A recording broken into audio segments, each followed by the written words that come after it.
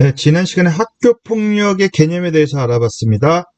요약하자면은 피해자가 학생이면은 학교 폭력이다. 피해자 어떤 피해를 입었냐? 신체적, 정신적, 그리고 재산상의 피해 모두 다 포함하는 게 학교 폭력이다. 특히 정신적 피해는 비가시적 보이지 않음으로 주장하면 빠져나갈 방법이 없다. 이렇게 정리하겠습니다.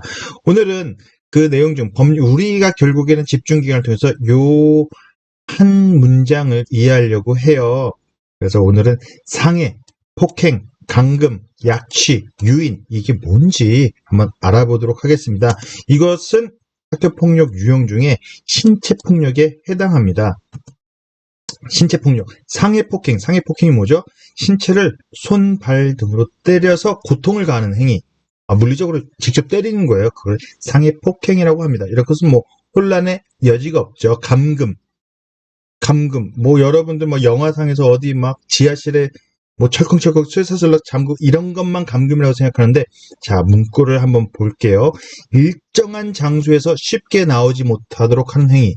여러분 이런 거 안 하나요? 전 많이 본 것 같은데, 화장실 문에서 못 나오게 장난하고 있어요. 키키키키 하고. 근데 안에 있는 사람이 그걸 재밌어 하지 않고, 불쾌하게 느끼면 그것은 폭력이에요. 강당 입구에서도 문에서 서로 못 들어오게 하고 이런 장난들. 일정한 장소에서 쉽게 나오지 못하는 행위, 이런 것들이 감금에 해당돼요. 약취, 악취가 아닙니다. 냄새 난다고 폭력은 아니고요. 약취가 뭐냐면은 강제로 폭행, 협박 등으로 일정한 장소로 데려가는 거예요. 그 장소가 어딘가 이런 건 중요하지 않아요.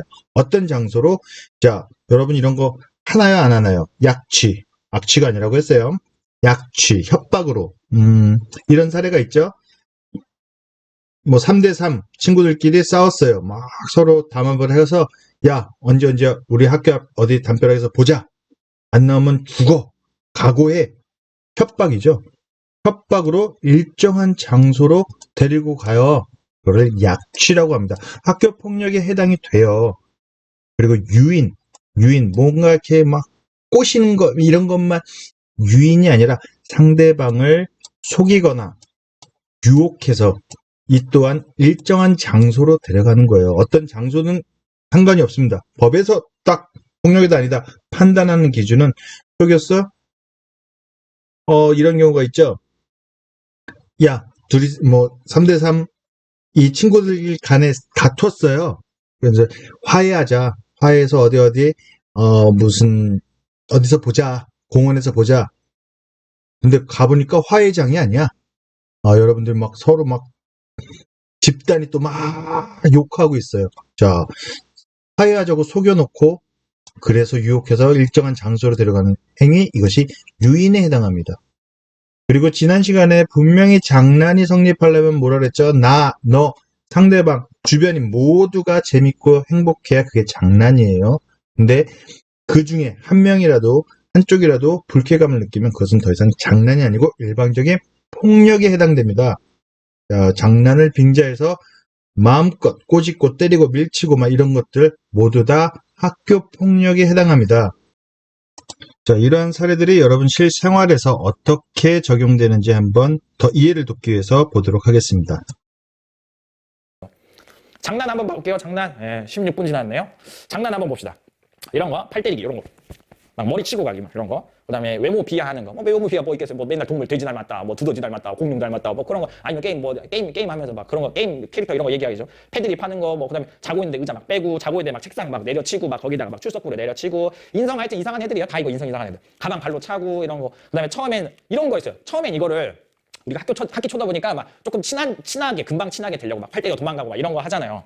근데 이게 그냥 적정선에서 딱 정지돼야 돼요. 사실 좋은 방법도 아니긴 하죠. 그냥 친하게 지내고 그냥 얘기하고 그러다 보면 친해지는데 굳이 때릴 필요가 있나. 하여튼 그러다 보니까 외모 비하하고 이런 거 계속 점점 심해져서 나도 외모 비하하고 너도 외모 비하하고 결론적으로 둘 다 이렇게 비하될 만한 외모라는 그런 결론에 이르긴 하는데 어쨌든 이게 점점 계속 심해지는 거예요. 그러다가 어느 순간 당연한 것처럼 되는 경우가 있어요. 이게 무슨 뜻이냐. 외모 비하하는 거 아니면 이렇게 머리 치고 가는 게 한 명은 그걸 계속 하는 경우가 있고 나머지 한 명 당하는 사람은 이걸 별로 안 하고 싶은 거예요. 난 안 하고 싶어. 근데 그 아이가 좀 착한 아이다 보니까 굳이 그걸 말을 못 하는 거죠. 말을 못 하다 보니까 계속 이거 치고 가고 그래도 좀 참아주고 좀 괜찮아지겠지 이러다 보니까 어느 순간 보니까 이게 당연한 것처럼 한 거예요. 이게 그래서 장난으로 시작했는데 나중에 어떻게 봅니까? 괴롭힘이 됐다라는 거 여러분 주의하셔야 돼요. 당연히 이런 거 장난으로 시작했는데 어느 순간 학폭으로 이렇게 가 있는 경우들이 정말 자주 있죠. 정말 자주 있으니까 이런 거 조심하고 예전에 학교폭력 사회적으로 정말 큰 이슈가 됐을 때 막 그랬잖아요. 막 라디오 줄 막 전기선 가가지고 막 칭칭 감아가지고 막 복도에서 막 놀고 막 그랬다고 하잖아요. 처음엔 장난이었겠죠. 처음엔 장난으로 하면서 나도 막 한번 묶어보자, 너도 한번 묶어보자 하다가 점점 계속 심해지고 당연한 것처럼 막 하기 시작한 거죠. 근데 나머지 한 명은 난 이거 별론데, 별론데 해서 자기는 안 하면 계속 당하는 게 당연한 것처럼 그렇게 될 수 있으니까요. 꼭 하지 마세요. 이런 거 하지 마. 하지 말고요. 이런 거 중요한 거 나도 같이 한다. 예를 들어서 나도 팔 때리고 너도 팔 때리고 이런 거 왜 하는지 잘 모르겠지만 나도 같이 너도 같이 하면은요 점점 심해지다가 결국 개싸움 하게 됩니다. 나 한 대, 너 한 대, 나 두 대, 너 세 대 막 이렇게 계속 하다가 나 13,255대 막 너 13,256대 막 이렇게 하다 보니까 결국에 개싸움 나죠. 그래가지고 꼭 그때 하는 말 내가 하지 말랬지 참을 대로 참았지 막 이렇게 말도 잘 못해요. 하여튼 그러다 보니까 개싸움 나는데 그럼 뭐해 서로 주거니 받거니 같이 했잖아요. 이러면 당연히 쌍방폭행 되거든요. 그래서 학폭으로 가서 쌍방폭행 된다라는 거예요. 그래서 중요한 거 어떻게 해야 되냐? 자기가 싫다 그러면 하지 마라고 얘기하셔야 돼요. 하지 마. Don't do that. 죄송합니다. 쓸데없는 영어 썼네요. 하지 마라고 하면 되고요. 하지 말라고 그래도 하면 하지 말라고라고 명확하게 정색하면서 딱 얘기해줘야 돼요. 원래 이렇게 인간이 한 번 말 듣고 잘 이해 못하거든요. 그러니까 정색하면서 하지 말라고 이렇게 강력하게 얘기해야 그때서야 이렇게 듣는 애들이 있어요. 왜 그런지 모르겠어요. 하여튼 그리고 처벌 받고 벌 받고 그래야 정신 차린 애들 있으니까 하여튼 정색하고 얘기하고. 그러면 보통 한 80~90%는 거의 안 하거든요. 그래도 한다. 그러면 그때 신고하면 돼요. 얘가 이런 거 해요. 얘 인성이 문제가 있는 것 같아요. 제가 하지 말라고도 얘기했었는데 계속해요. 라고 해서 저 처벌해 주세요. 뭐 도와주세요. 어떻게 조치해 주세요. 이렇게 얘기하시면 되겠습니다. 중요한 거 나도 같이 하지 말라. 아시겠죠? 하지 말라고 정색하면서 딱 얘기해야 돼요. 멋있게. 하지 마. 자, 여러분 쉽게 이해가 되셨으리라 생각됩니다. 네, 영상 속에 이 선생님께서 너무너무 중요한 얘기를 이해하기 쉽게 설명을 해 주셨습니다. 여러분 진짜 꼭 기억해야 될 일이 있습니다. 이 선생님께서 말씀하신 것 중에 누군가가 오늘 이해한 상해폭행, 강금, 약취, 유인, 장난을 빙자해서 저에게 신체적 어떤 폭력을 가한다면 여러분 꼭 하지마. Don't do that. 하지마. 정색하고 자기 감정을 표현해 하셔야 돼요. 그리고 절대로 뭐죠? 같이 하면 안 됩니다. 같이 하지 마십시오. 일단 그 상황에서 나와서 신고해 버리십시오. 한 방에 보내버리도록 하겠습니다.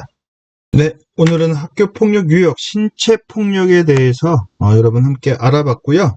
다음 시간에는 사이버폭력, 요즘 급증하고 있죠. 사이버폭력이 과연 뭔가 나는 그걸 행하고 있지 않나? 한번 알아보는 시간 갖도록 해보겠습니다.